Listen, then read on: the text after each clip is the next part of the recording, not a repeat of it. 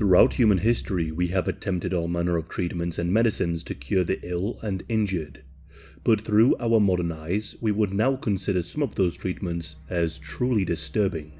Whether it's using medicines that we now know to be harmful, attempting some surgery to deal with an imagined problem, or truly torturous procedures, there are plenty examples of medical treatments that we would now view as anything but helpful. We will start with one of the oldest surgeries, that being trepanation.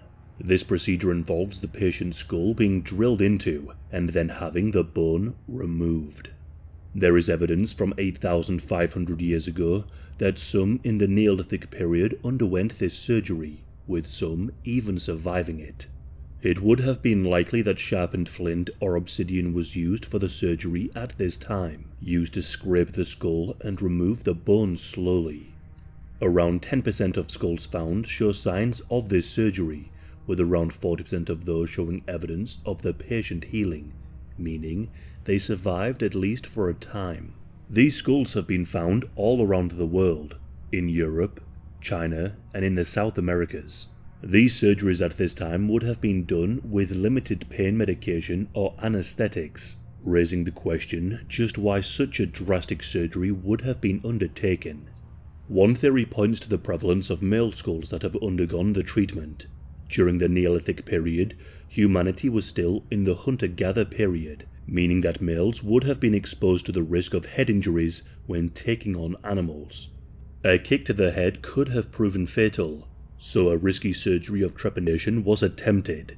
For those suffering with a bleed to the brain or a concussion, the surgery could have been the only way to save an injured hunter, as it would be better to attempt it and have a chance to survive than not to try at all. Other theories point to trepanation being used to treat epilepsy or even possession. There is even evidence to suggest that Neolithic humans practiced the surgery on cows and boars, either to hone in on their skills or as evidence of veterinary care. The practice would continue with the Greek father of medicine, Hippocrates. He detailed how to carry out trepanation. He describes how the surgery was a way to remove fractured bones as to reduce the risk of pus forming. In what is now modern-day Hungary, the Magyar people would carry out ritualistic trepanation on the dead, though this would stop once Christianity was adopted.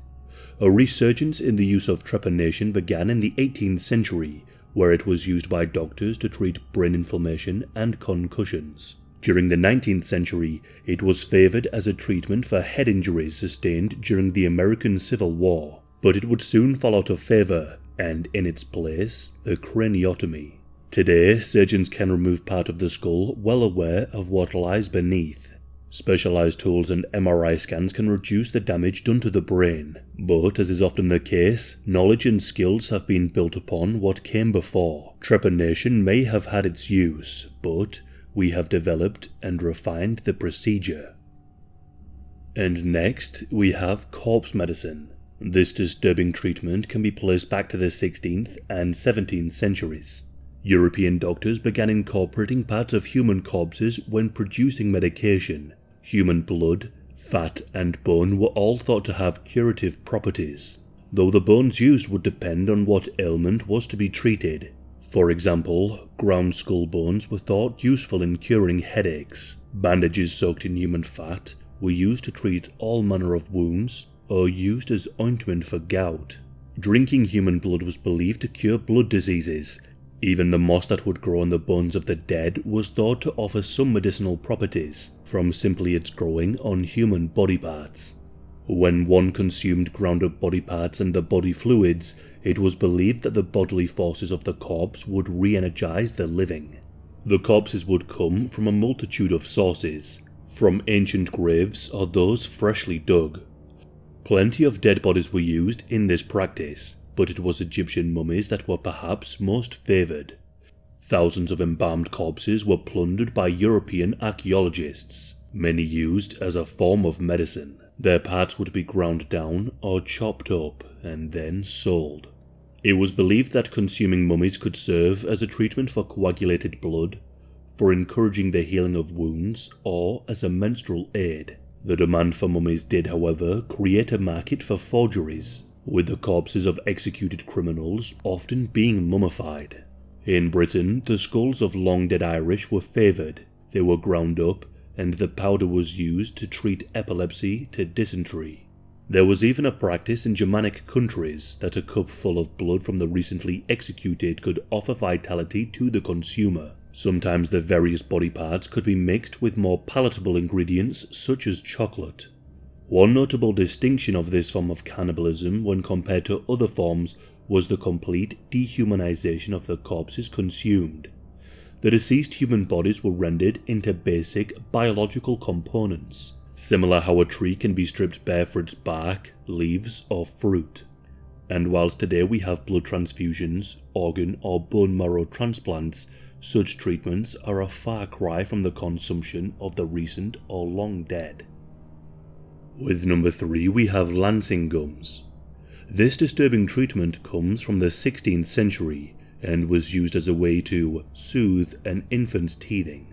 For anyone who has cared for young infants, teething is often attributed to all manner of illnesses or diseases affecting the child. For hundreds of years, inflammation of the child's gums and failure of the teeth to break through were thought to severely affect the fragile nervous system. This belief would lead to teething being blamed for as many as 10% of the childhood deaths in 19th century Britain. It is not hard to understand why such a conclusion might have been reached, as the pain caused by teething could be seen as causing a lot more harm. And whilst all manner of talisman or teething toys were made to ward off teething, it was a practice developed by French doctor Ambroise Paré that is perhaps the most disturbing. The barber surgeon used lancing to create pathways for the teeth to emerge. This would involve often unsterile scalpels to cut through the infant's gums in hopes that the teeth would be able to break through the gums. As you might imagine, this practice would have led to deadly infections at a time well before antibiotics. It would have been carried out without anesthetic and would involve 2 incisions crossing at a 90-degree angle over the problematic teeth. As it was seen as life-saving treatment, the practice continued well into the end of the 19th century, though there is a reported case of lancing done on a child in 1919. The infant had been suffering with severe fevers and convulsions attributed to teething. However, the symptoms would return only 4 hours after the infant had endured the surgery. As diagnostics improved, teething was no longer attributed as the cause of a great number of illnesses. Throughout history, severe vomiting and diarrhea, weight loss, septicemia, tonsillitis, paralysis, cholera, meningitis, and tetanus have all been seen to have been caused by teething. It is perhaps no wonder that such a drastic surgery was performed. Thankfully, as our understanding has developed, we have come to realize that the lancing of gums will not offer any meaningful relief for the teething child. Our final treatment that will be discussed is the drug cocaine. Cocaine was once believed to offer a medicinal benefit, but we now class it as a harmful narcotic. Coke was once readily available as a cure-all, but its addictive and harmful qualities would eventually render it unsafe for medical use, save for only a few specific cases.